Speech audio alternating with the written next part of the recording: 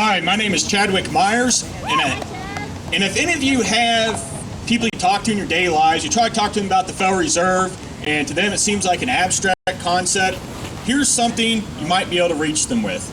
It's a term in economics known as financial repression. The term is financial repression, and it just sounds sinister on its face. But what is financial repression? Financial repression is an economic condition when the rate of inflation is greater than the rate paid on interest. I went to my bank yesterday and asked them, what interest rate are you paying on savings accounts? It's 0.01%. It says here if you deposit $1,000 in their bank for 1 year, you will make 10 cents. Now, in the period of 1 year, has anyone experienced a greater than 10% increase in their cost of living? Yeah. So, under this condition, with the Federal Reserve devaluing the dollar at a rate greater than what you make in interest on a savings account, that is robbing from your savings. People like my grandparents who grew up during the Great Depression learned to work hard and save. They were afraid of the stock market, afraid to take risks, so they put their money in the bank, put in a savings account where they felt confident, where they could earn interest. But now you have the Federal Reserve stealing from the savers, people save their whole lives, to prop up bankers.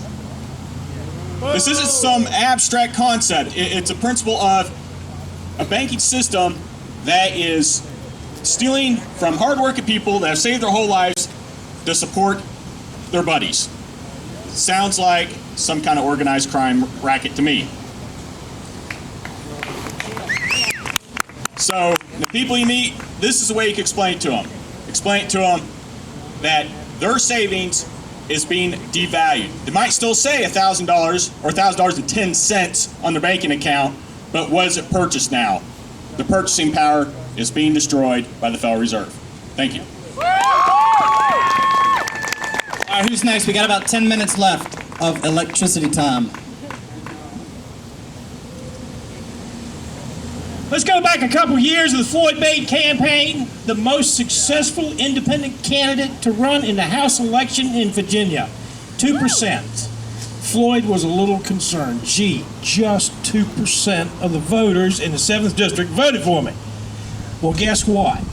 Once you added up all the third-party candidates in the state of Virginia, 24% of Virginia voted for third-party candidates. Now, was that impressive or what? 24%. That was 2 years ago. Guess how many more people have already joined the ranks that we don't even know about? I look around here, we got a small crowd. But you know what? I got a lot of familiar faces in my eyeballs right now. I've seen some of these people all the way back to 2005. The Continental Army was a minority. Don't ever forget that. We were a minority. We fought against the majority to bring independence to this continent. So just because the numbers are small, don't get discouraged. We're potent. We're very potent. And that 24% vote 2 years ago proves it.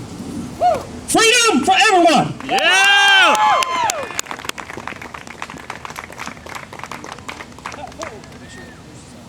Hello, I'm John Rooney, CutDC.com. Also organizer of the Tri-Cities Liberty Alliance. We're holding up the flag of liberty down in Colonial Heights, Petersburg, Hopewell area. I told my group the other day, I said, hey, you know, we ought to go up there to that end the Fed rally because you're going to find the cream of the crop of liberty activists in Central Virginia there. And I really believe that. I want to encourage you with something. How would you like to take the information, the knowledge that you have about the Federal Reserve System, and let's say write an article and send it out to 10,000 people? How would you like to do that? Maybe you get 1,000, 2,000 people to read it, maybe 5,000. Or how about if 50,000 of these leaflets were sent out and you didn't have to send them out? How would you like to do that? I mean, you've got all this knowledge, all this information, and we're preaching to the choir in a sense. Write letters to the editor.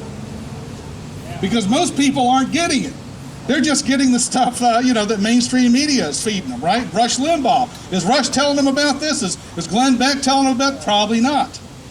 But you know it. I had this hunch about 3 or 4 years ago, hey, if I just sent a letter to the editor, they'd probably print it. Well, they started printing them down in Petersburg. The Progress Index prints almost all of them. Even 9/11 truth letters, they print the stuff. And now people are waiting for my letters to say, hey, John Rooney, you haven't written a letter in a while. So you'd be surprised. How many of you could write? Raise your hand. Look at that. Look at all these potential letters going out to hundreds of thousands of people. How many of you can write a letter in the next 2 weeks and send it to a newspaper about the Federal Reserve? Raise your hand. Woo! I'm telling you, oh, that's powerful. Please do it. Please do it. I'm going to do it too. Also, we're all parts of different groups. Now, if we all join together, we really can be powerful. What if we had an anti-TSA rally along the airport area? Yeah! Just lining up all these signs and everything, get the media there. Suppose we had 50 people out there protesting the groping and the X-rated scanners. It's about time we did it, right? Yeah! God bless you guys. Yeah!